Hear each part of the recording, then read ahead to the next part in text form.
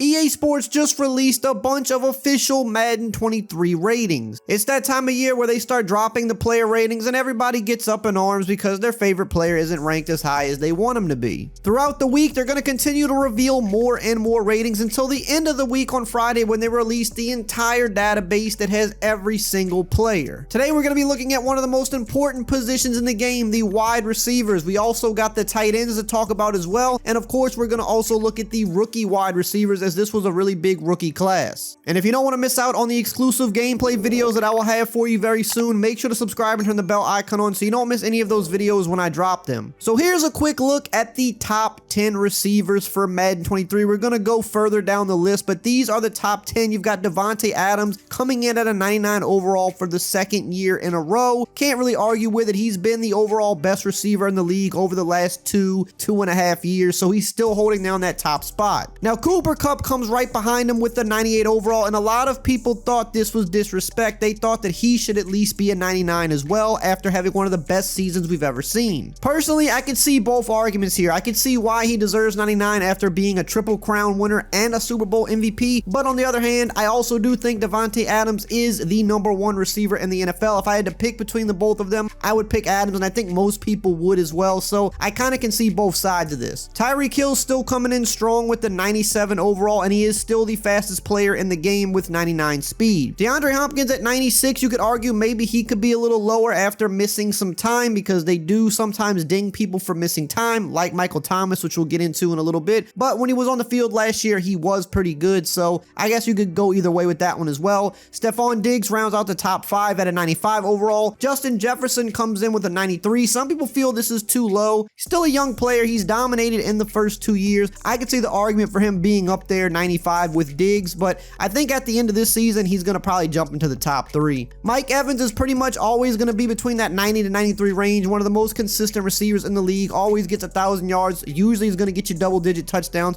One of the most consistent receivers we've ever seen. Then you got Keenan Allen, another guy that's usually in this same spot. Another very consistent guy year after year. He is who he is, and he puts up about the production that you expect from him. Terry McLaurin comes in at number 9. Some people think he's too high, which I don't agree with at all. I think you could even argue he's better than a 91. He's had the worst QBs imaginable in his time in the league so far, and he still produces. One of the most talented receivers in the league. Now, when we get to number 10, this is where they kind of lose me. I don't know how Amari Cooper's still hanging on. I know he's one of the best route runners still in the NFL, but I mean, there's a bunch of guys I would put here in this spot over him. Guys like Jamar Chase, even though he only played 1 year, Jamar Chase's 1 season is far and away better than Amari Cooper's best season ever. I think Jamar Chase is just already that guy. You could also talk about guys like Deebo Samuel, maybe DK Metcalf. Now, also keep in mind, there are 2 other 90 overall receivers, which is Tyler Lockett and Michael Thomas. So all 3 of those guys are tied for the 10th spot. Now, we're going to continue on with the rest of the list, but let's look at some of the specific stats really quickly. Here are the top 10 fastest receivers in the game. Of course, Tyreek Hill still coming in at number 1 with 99. At number 2 and number 3, we got 2 guys with 98 speed. The rookie Jameson Williams, no surprise there, and Quez Watkins. At 97 speed, we've got Jalen Waddle, McCole Hardman,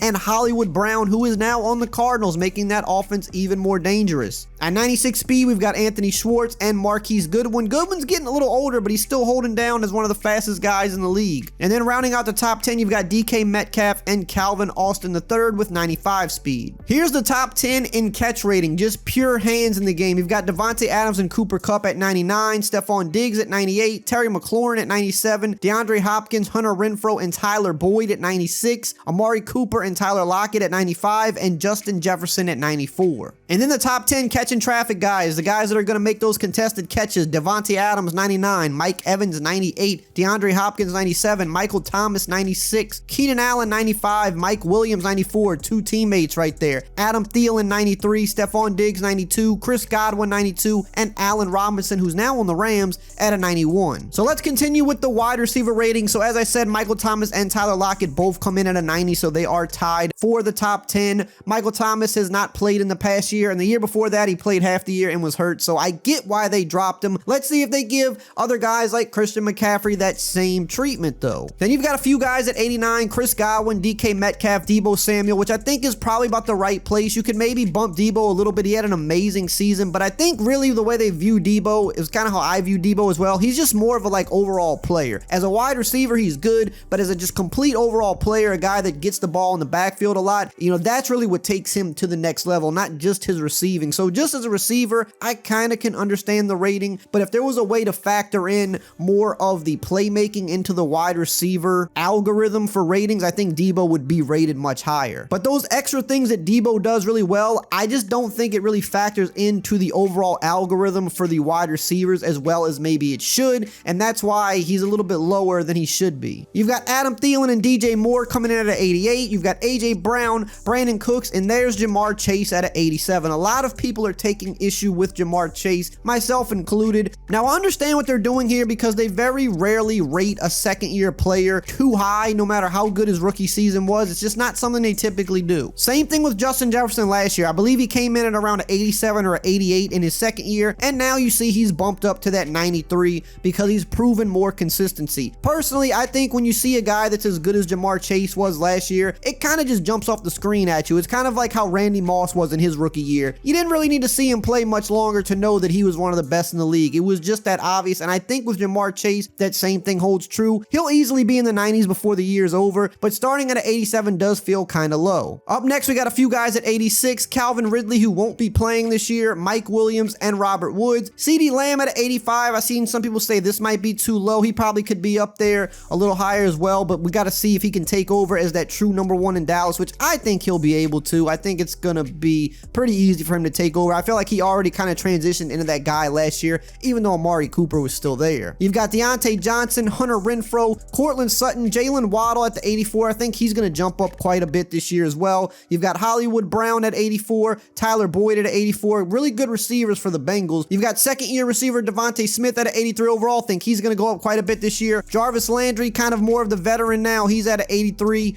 You've got Michael Pittman Jr. also at 83. Michael Gallup at an 83. T. Higgins at 83. Again, the Bengals have a good core. I feel like T. Higgins is a little low as well. I think he's had two very solid years. Last year was a really good year for him, and it just seems like 83 seems a little bit low. Then you got a bunch of guys at 82 here. Allen Robinson, Devontae Parker, who is now on the Patriots. Jerry Jeudy. Now that he has Russell Wilson, I think you're going to see him jump up a lot this year. You got Marvin Jones, Robbie Anderson. Continuing on, you've got Sterling Shepard at 82, Brandon Ayuk at 81. That feels a little low as well. Christian Kirk now on the Jags at 81. Kendrick Bourne, Kenny Golladay, Nelson Aguilar all at 81. AJ Green still hanging on into the 80s. Gabriel Davis, Jacoby Myers, Jamison Crowder also in the 80s. Juju Smith-Schuster still in the 80s barely as he's going over to the Chiefs. You've got Tim Patrick, who's also at an 80. Then you've got Corey Davis, Darnell Mooney, Elijah Moore, Kadarius Toney, McCole Hardman, Rondale Moore, Sammy Watkins at a 79, and Amon-Ra St. Brown at a 78. Now we're going to look at the top rookie wide receivers. Coming in at number 1,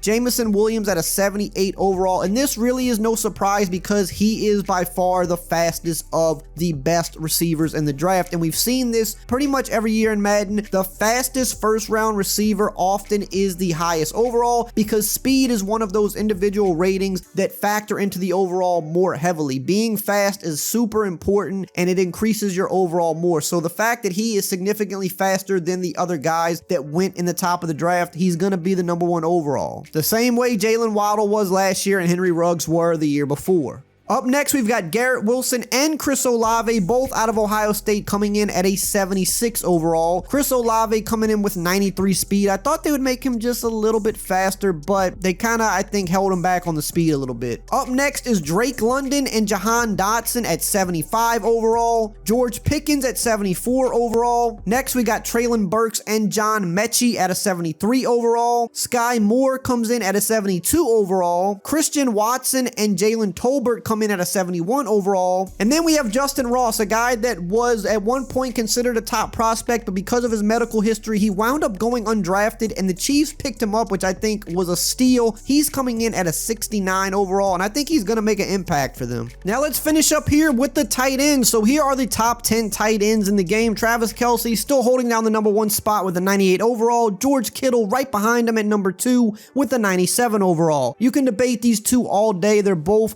that good. I don't really care which one you think is better. They're both very closely rated for good reason. Then at number 3, you've got Mark Andrews at a 93 overall, and I've seen a lot of people say that he's too low based off the season he had and really just his career so far. He has been one of the most consistent tight ends we've seen in a long time, and last year he went crazy. I would probably have him bumped up a little bit as well, maybe more like a 95, but I do think it is the right order. I would take Kelce and Kittle over Mark Andrews, not by a wide margin, but I would. Then you've got Darren Waller coming in at 4. I think last year he came in as the 3rd or maybe even the 2nd tight end. He's usually going to bounce around between number 2 and number 4. He's a really good guy, and at 90 speed, he's one of the most dangerous weapons in the league as a whole. He's more like a wide receiver than a tight end, honestly. Then you've got TJ Hockenson at 89 overall. Second year guy Kyle Pitts at 87. I think he's also kind of getting that Jamar Chase treatment. These are two guys that just jump off the screen at you. They are different breeds of player. Kyle Pitts is going to dominate this league for a long time, and I absolutely hate the Falcons, so it even pains me to have to give any of their players any credit, but Kyle Pitts is that guy. 91 speed. He's also a guy that's more like a receiver than a tight end, and I think he's going to jump up into the 90s really quickly this year. You've got Mike Gesicki at an 86 overall, Dallas Goedert at an 85, Hunter Henry and Zach Ertz at an 84 overall. Jumping to the next group of guys, we got Dawson Knox and Tyler Higbee at an 83 overall, Dalton Schultz at an 82 overall, Noah Fant now on the Seahawks at an 82 overall, still got that 89 speed, one of the more dangerous weapons at tight end. You've got Evan Ingram now with the Jags at an 81 overall, David Njoku and Robert Tonyan at an 80 overall. Then you've got Austin Hooper, CJ Uzoma, who's now on the Jets, and Pat Freiermuth at a 79. I think I would give Pat a little bit higher as well. I thought he was really impressive last year. We got more rating stuff coming this week, so make sure to subscribe. And if you want to check out everything that's coming to franchise mode this year, check out this video right here on the screen.